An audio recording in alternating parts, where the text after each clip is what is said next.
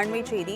தமிழக வெற்றிக் கழக தலைமை அலுவலகத்தில் 3ஆம் ஆண்டு தொடக்க விழா கோலாகலமாக நடைபெறவுள்ளதாக அண்மை தகவல் வெளியாகி இருக்கிறது. அதனை அண்மை செய்தியாக பார்க்கிறோம்.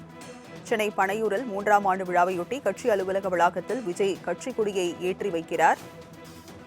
அதனை அண்மை செய்தியாக நாம் பார்த்துக் கொண்டிருக்கிறோம். தவேகாவின் 3ஆம் ஆண்டு தொடக்க விழாவானது இன்று நடைபெறவுள்ள நிலையில் கட்சி அலுவலக வளாகத்தில் விஜய் கட்சி கொடியை ஏற்றி வைக்க இருக்கிறார். 2026 தேர்தல் குறித்த முக்கிய அறிவிப்புகளை விஜய் வெளியிடுவார் என்ற எதிர்பார்ப்பானது எழுந்திருக்கிறது.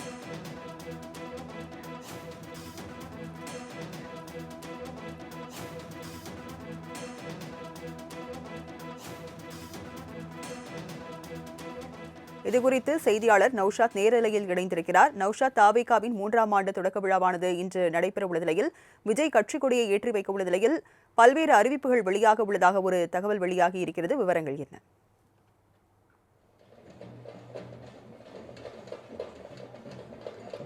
வணக்கம் ராஜலட்சுமி. தவேகாவுடைய 3ஆம் ஆண்டு தொடக்க விழா என்பது இன்று தவேகாவுடைய பனையூருடைய தலைமை அலுவலகத்தில் நடைபெற இருக்குது. அதற்கு அனைத்து ஏற்பாடும் தவேகா சார்பாக செய்யப்பட்டிருக்கிறது.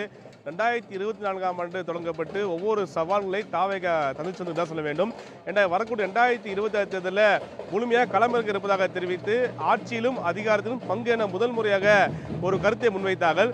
அதற்கு பிறகு பல்வேறு கட்சிகள் விமர்சனத்துக்கு உள்ளாக்கப்பட்டாலும் கூட அதில் சில கட்சிகள் வரவேற்றிருந்தார்கள், சில கட்சிகள் அதுக்கு எதிர்ப்பு தெரிவித்திருந்தார்கள். இதில் புறம் இருந்தாலும் கூட தவேகா தன்னுடைய பயணத்தை பொறுத்தவரை சொல்ல வேண்டும் என்றால் மக்களை சந்திப்பதற்கு சுற்றுப்பயணத்தை மேற்கொண்டார்.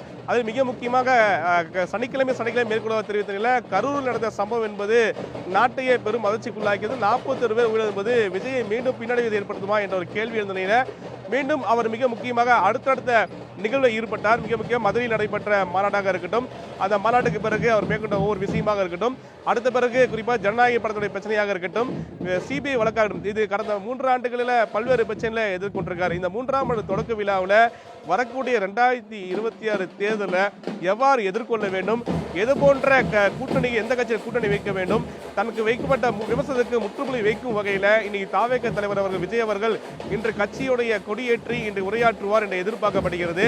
மேலும் மிக முக்கியமாக இந்த இடைப்பட்டை காலத்தில் பல்வேறு குழுக்களை தவேகா தலைவர் அமைச்சிருக்கார். தேர்தல் பிரச்சார குழுவாக இருக்கட்டும், மேலும் தேர்தல் அறிக்கை குழுவாக இருக்கட்டும், இதெல்லாம் மிக முக்கிய நிர்வாகிகளும், மேலும் பல கட்சியிலிருந்து தவேகா இணைந்த செங்கோட்டையனாக இருக்கட்டும், ஜேசிடி பிரபாகரன் உள்ளிட்ட பல்வேறு நபர்கள் கட்சி இணைந்து கட்சியை வலுப்படுத்துவதற்காக ஒரு முயற்சியில் ஈடுபட்டாலும் கூட இன்றைய நிகழ்வு மிக முக்கியமான நிகழ்வாக பார்க்கப்படுகிறது.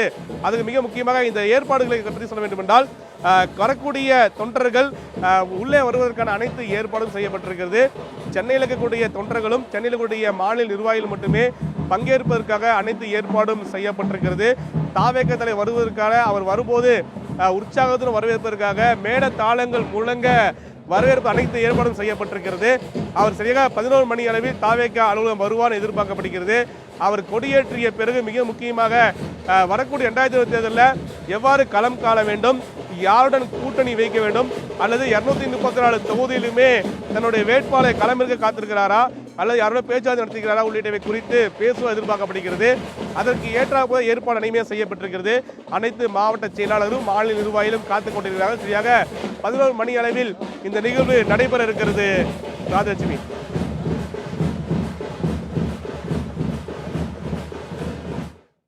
நௌஷாத், விவரங்களை வழங்கியதற்கு நன்றி.